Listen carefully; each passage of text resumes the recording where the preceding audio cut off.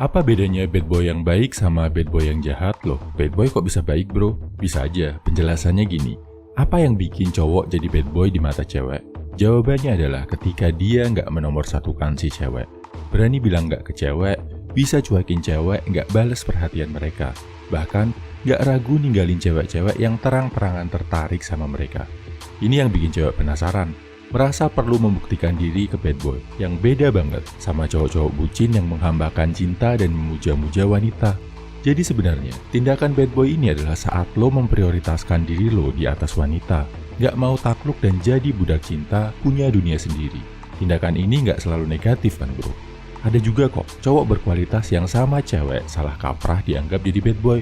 Karena hal tadi, ini bertolak belakang sama bad boy yang jahat yang paham sama psikologi wanita tapi niat dan tujuan utamanya cuma buat menang banyak dari cewek. Nggak peduli kalau itu bisa menghancurkan mereka. Kita bahas yuk bro, bedanya antara high value man, sering juga disebut full stack, sama para penjahat kelamin. Kita singkat cowok PK, yang pakai cara-cara kotor buat memanfaatkan wanita dan mengambil keuntungan pribadi. Nomor 1. Bad boy baik, high value man. Memprioritaskan dirinya. Tujuannya biar dirinya jadi lebih baik. PK, memanipulasi perasaan cewek. Tujuannya buat dapetin cewek. Cowok berkualitas itu memang minim kasih perhatian ke cewek karena memang sibuk bro. Misal dia bangun pagi terus nge-gym, serius kerja di tempat kerjaan, pulang sore dimanfaatkan buat belajar skill baru atau buat networking. Habis itu ngelakuin hobinya. Malam gak begadang karena dia harus jaga istirahat optimal biar besok bisa fresh lagi. Wajar kalau dia nggak bisa fast respons saat chatting. Kalau pas ada waktu dia bales. Kalau pas kebetulan kosong, balesnya cepet. Kalau pas sibuk, bakal slow respons.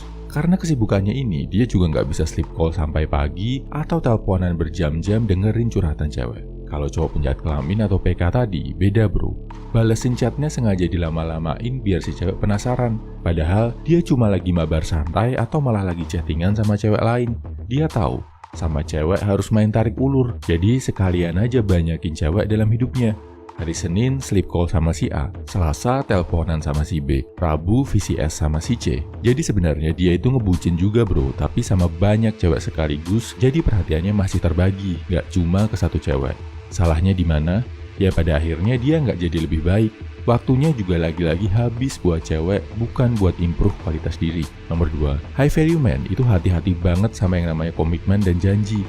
Penjahat kelamin, enteng banget bikin komitmen sama janji, habis itu dilanggar. Cowok berkualitas sering dianggap bad boy padahal mereka sebenarnya cuma nggak mau buru-buru komitmen. Mereka sadar, komitmen mau dalam bentuk pacaran atau nikah itu adalah hal yang harus dipikir masak-masak. Karena nggak berkomitmen, HVM ini juga nggak membatasi pergaulan sama cewek. Jadilah dia kelihatan sering jalan sama cewek yang beda-beda. Padahal bisa jadi itu cuma teman jalan, teman hangout, atau masih dalam penjajakan calon pasangan. Banyak cewek yang salah tangkap, banyak yang salah kaprah bro. Padahal sebenarnya karena belum ada komitmen, belum ada tanggung jawab sebagai pasangan. Beda sama cowok PK, mereka gampang banget jadian sama cewek. Jadian di sini, nikah di sana, di tempat lain masih ngaku single, pindah lokasi jadi lajang lagi. Pacarnya banyak, istrinya juga ada, dan dia ngerasa bangga dengan hal itu. Yang nggak dia sadar, dia udah jadi pembohong yang melanggar janjinya sendiri. Mempermainkan perasaan wanita bahkan bisa merusak masa depan mereka. Ini ada hubungannya sama poin berikut, yaitu nomor 3, high value man, punya batasan moral dan etika.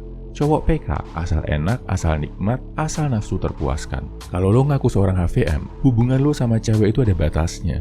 Bisa keyakinan, bisa agama, atau nilai moral yang lo anut dalam hidup lo. Lo akan berusaha semaksimal mungkin berinteraksi sama cewek dalam batasan-batasan yang lo yakini. Kalaupun hilaf-hilaf dikit, namanya juga manusia, lo akan segera perbaiki, balik lagi ke moral dan etika yang lo anut tadi, bukannya malah keterusan dan kebablasan. Misal, ada yang meyakini kalau enak-enak itu cuma boleh dilakukan setelah sah jadi suami istri. Atau ada yang meyakini yang penting aman, safe, bertanggung jawab, sama-sama mau sebagai orang dewasa. Mungkin malah ada yang batasannya nggak mau jalan berdua sama sekali sebelum yakin, biar nggak ada rasa salah paham di antara kalian berdua. Ya sebanyak apapun kenalan cewek lo, kalau lo adalah cowok yang punya prinsip, batasan itu nggak akan dilanggar. Cowok PK yang jadi panduan hidupnya cuma nafsu. Sepanjang dia bisa dapetin manfaat dari cewek, bisa dalam bentuk kenikmatan fisik, harta, atau bahkan sekedar perhatian, Gak peduli hal apapun akan dia langgar. Mau bikin janji manis palsu, identitas palsu, bahkan ngelakuin hal gak bermoral kayak menjebak dan mengancam cewek buat keuntungan pribadinya. Tapi yang perlu lo sadar bro, jadi cowok penjahat kelamin itu cepat atau lambat bakal menghancurkan diri lo sendiri bro.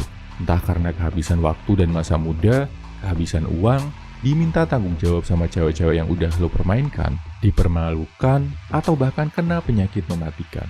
Serem kan bro? Jadi, udah paham kan beda antara high value man yang sering dianggap bad boy sama cowok penjahat kelamin?